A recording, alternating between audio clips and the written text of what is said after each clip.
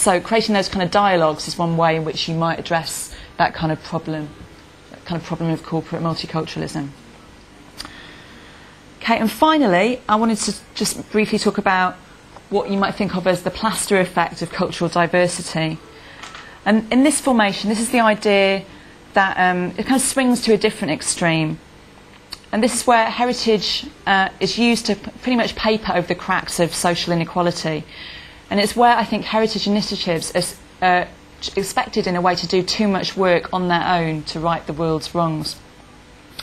So, for example, you might think about how in Britain, cultural policy is increasingly being given this very hard and lonely task of combating social exclusion and cultural exclusion.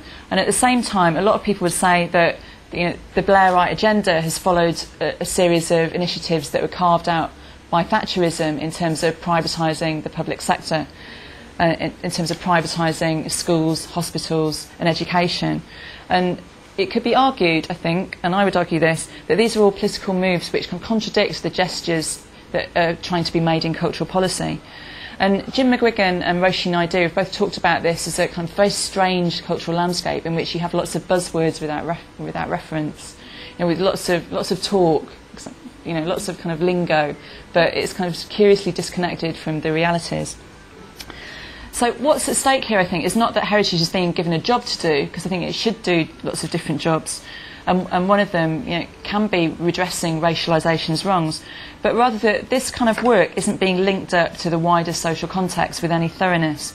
It's been given a job to do which is beyond its bounds and which also serves to obscure and marginalise other areas which need addressing.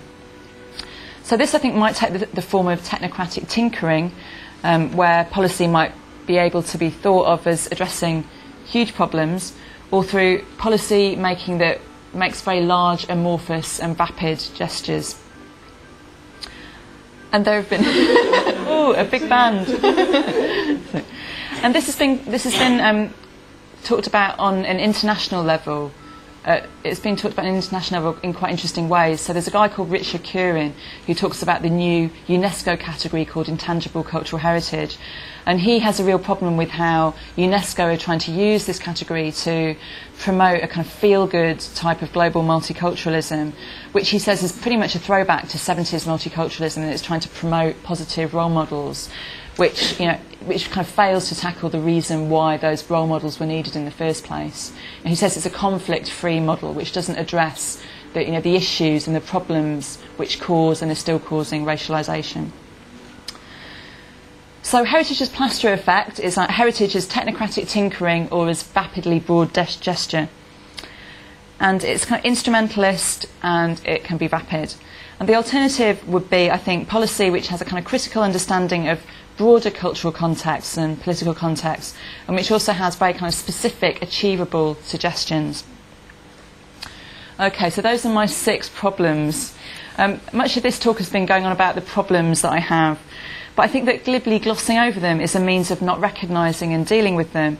It's working both as a wish that racism didn't happen and as a kind of disavowal of its consequences.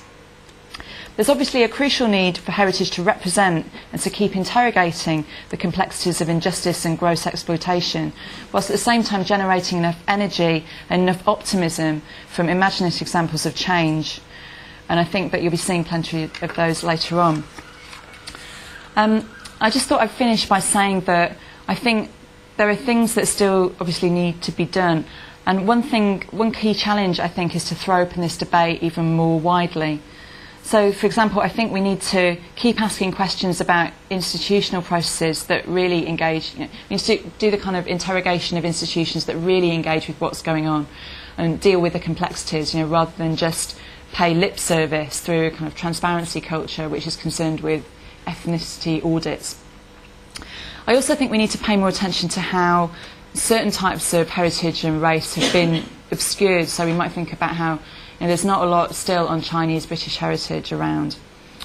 And we also, I think, need to start dealing more with the heritage that recent patterns of racialisation and ethnicity are throwing into relief. So, for example, in relation to Eastern Europe.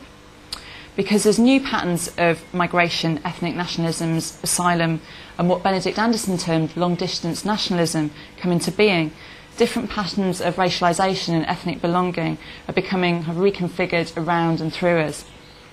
And what emerges from this, I think, is the need for heritage to engage with the formative background of these stories, which are at one and the same time old and new. Thanks.